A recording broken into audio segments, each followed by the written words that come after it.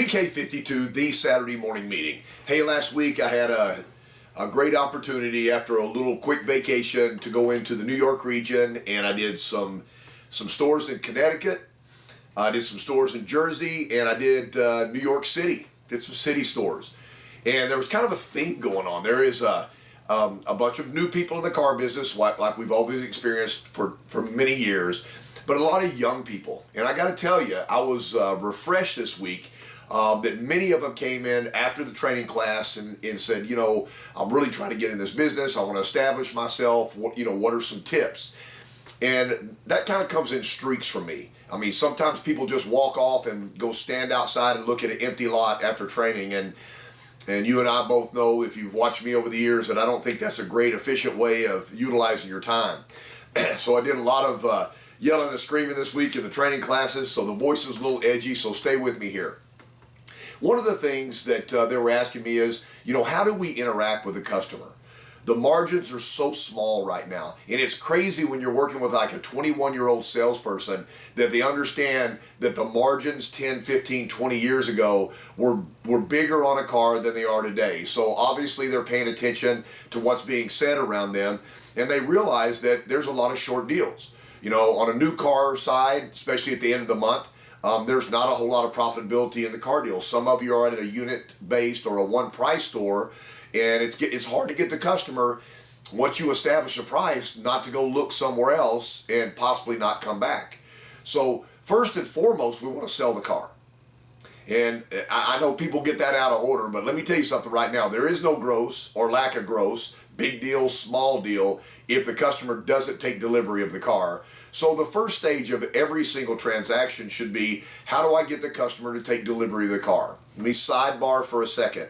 If that customer's contacted the dealership on a newer pre-owned car before they come in, utilize the digital web, the internet, utilize Twitter, utilize all of these sites out there that have third-party opinions about the vehicles. There are so many positive articles about the vehicle that you're actually going to sell a customer, that the more information that you can get to that customer before they come in, the better off you're going to be. Even if the customer doesn't watch the video you send or read the article you send, just by reaching out and sending some additional information, that puts you in a whole different category from somebody else.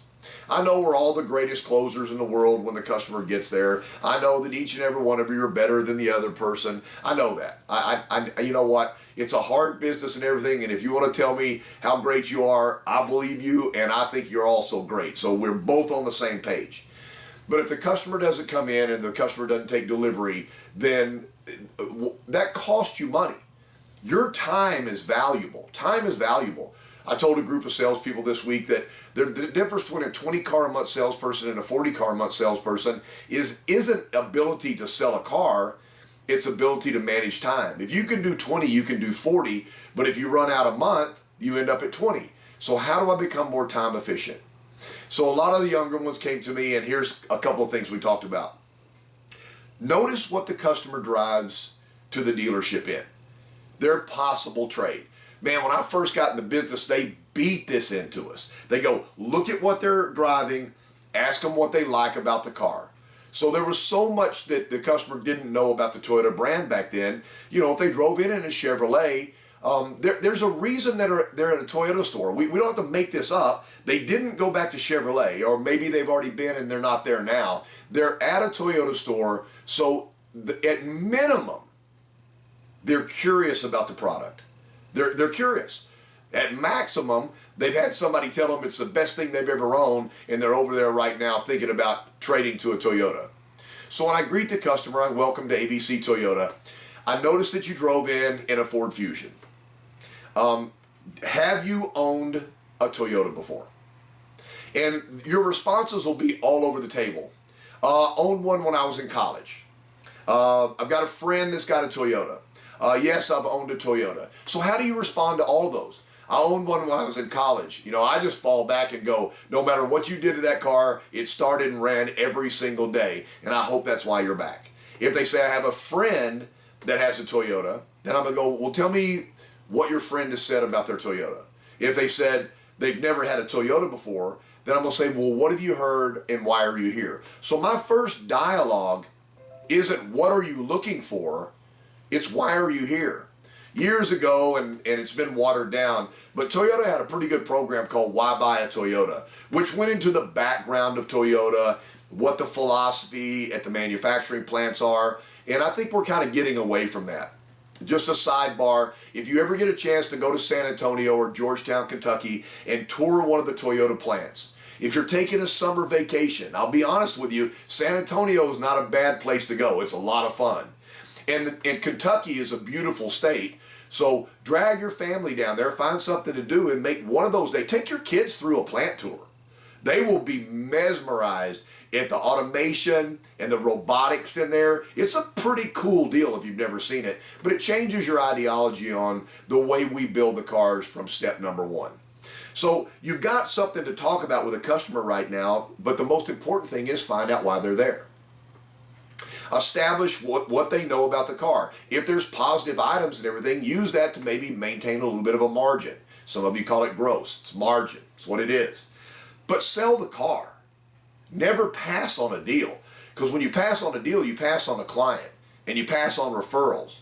And you pass on repeat. So don't pass. Do the best you can. Deliver the car. So John, one of the managers, and I'll identify him, Toyota Stanford, we had a great opportunity to talk before the meeting before the meeting before the meeting. You know what I'm saying? When you sit down and you just lay everything on the table. And he goes, Casey, you know, the margins are so small in the markets today, new or used cars and everything. I think we've lost the art of how to appraise a trade. And man, you know what?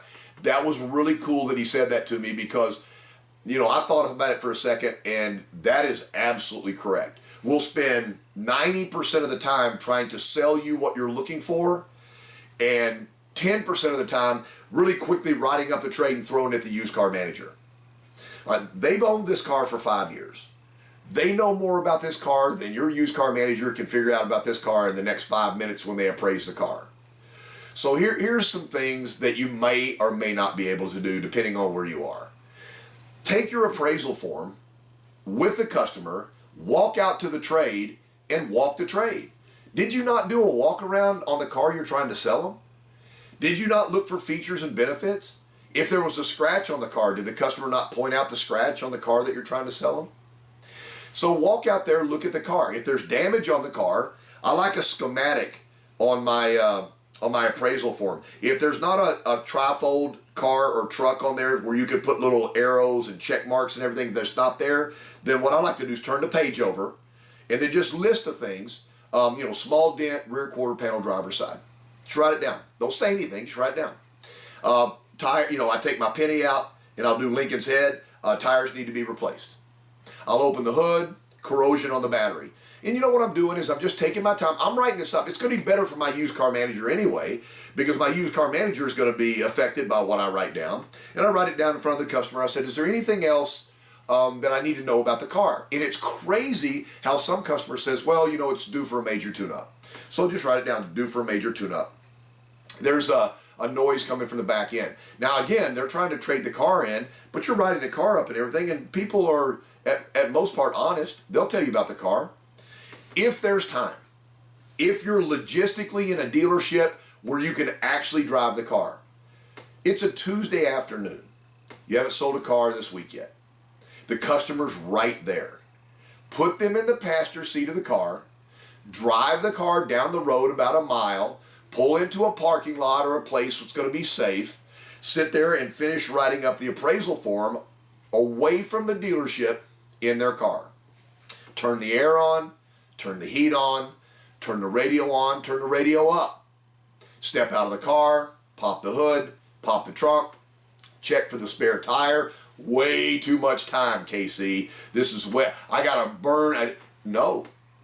If this is what it took to sell the car, if this is what it took to increase your margin, why would you not spend the extra 20 minutes alone with the customer with their trade? The art of the entire car deal. They want as much money as they possibly can get for their trade. Over the last year, they've spent as little as they possibly can mechanically keeping the car running because they knew they were going to trade the car. So virtually every car that you have that comes into your dealership is going to need several hundred, if not $1,000 or more dollars worth of basic maintenance and repair so we can sell the car.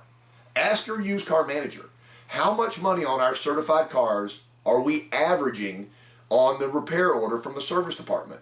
The national average is $1,100 to $1,200. I've been in stores that are as high as $1,800. I've been in efficient stores where it's a little bit below $1,000. But so if you look at the average from $1,100 to $1,200, maybe $1,300 a copy, that's on a car that your customer told you that nothing needed to be done on. That's on a car that we bought at the auction and paid premium plus auction fees. And really the car passed through the auction, it ran green light, so there was nothing wrong with the car. It was over $1,000 worth of basic maintenance on the car. The math is right there. They're trading, you're selling. Make sure that you work your margins on both ends. Hey, Johnny at Toyota Stanford, thank you for bringing that up. I always ask you guys, give me some content so I can do these sections of videos so it'll help. The art of spending some time with the customer's trade-in.